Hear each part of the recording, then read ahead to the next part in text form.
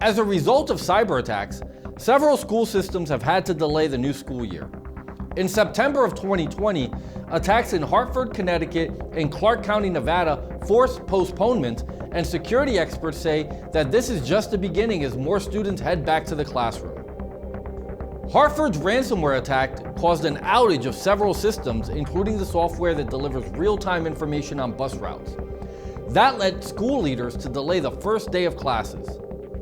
According to Heather Pawnette, Senior Vice President of Product Management at Untangle, in 2020, schools are facing more complex cyber threats as the need for data, monitoring, and contact tracing become key factors in students returning to in-person classes.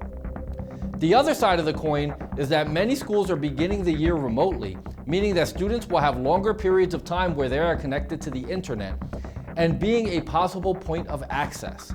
Managing student data and network access will be essential in both cases. Global cybersecurity software provider Armor has also identified 17 U.S. school districts and colleges that encompass 284 schools that have been victimized by ransomware between January 1st and April 8th of 2020. Of the 17 school districts victimized, 15 have not disclosed whether or not they paid the ransom, while 2 refused to pay. 4 of the schools reported the strain of ransomware used to attack them.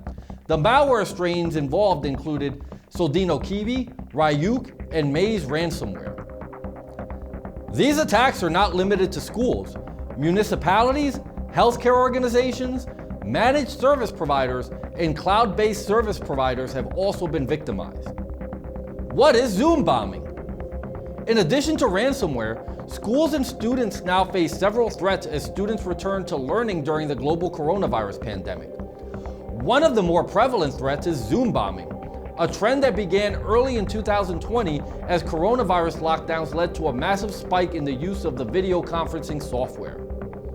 These attacks consist of a hacker gaining access to the dial-in information and crashing a Zoom session, often sharing adult-themed or otherwise disturbing media. In one case, a 14-year-old boy from Park Ridge, Illinois, was accused of sharing login information for remote classes at a high school, which resulted in Zoom bombers hijacking remote classes during the first week of school from August 25th through August 27th. In another case, a man was arrested after Zoom bombing an online lecture conducted by the University of Houston and making bomb threat. To combat this, Zoom instituted two-factor authentication as a way for teachers and students to secure their accounts. The company hopes the feature will stop hackers from penetrating video conferences, one of the main security issues that have plagued the service and even inspired lawsuits against the software maker since its marked increase in popularity during the COVID-19 pandemic. What are some of the other back-to-school and back-to-work scams? Another common back-to-school scam that could be exploited with the surge of virtual learning is email phishing campaigns. In 2019, researchers discovered that students at hundreds of universities all over the world were being targeted with phony phishing emails, which contained attachments or links to fake university login portals or mimicked university library administration login pages. How can you secure your virtual learning or remote working environment? Sadly, many school districts still haven't woken up to the reality of ransomware attacks. Many are either ignorant to the threats or living in denial.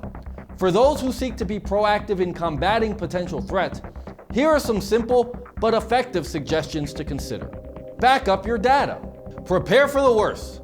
In this modern digital environment, expect that eventually you will be the victim of an attack. That's why having backups is crucial. Store backups off-site so they won't get infected if a ransomware attack hits your school or business.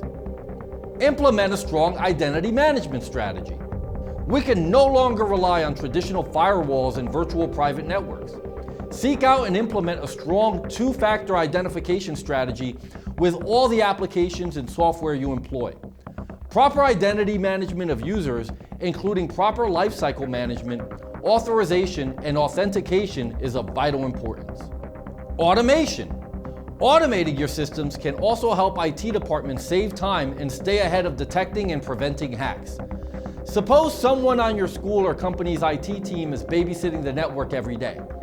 In that case, you're going to miss the times that parents, students, or private employees have access issues or want to experiment with new applications or tools.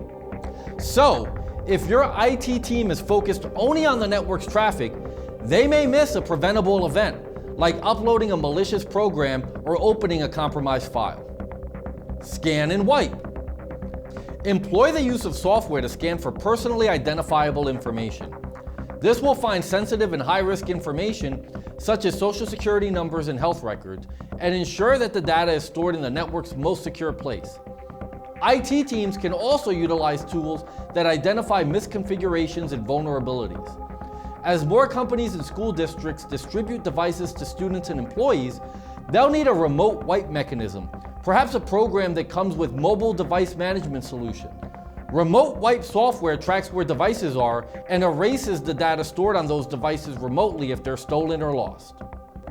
You know, as I think about the dangers that exist online, not unlike the subjects we learned about in this video, I know I feel a lot better having an anti-malware program like SpyHunter installed in my PC, providing me the protection I need against malware, and I think you should too. SpyHunter 5's strongest features are found in its malware repair capabilities. SpyHunter 5's remediation algorithms dive deep into your system to remove and address complex malware issues affecting PCs today.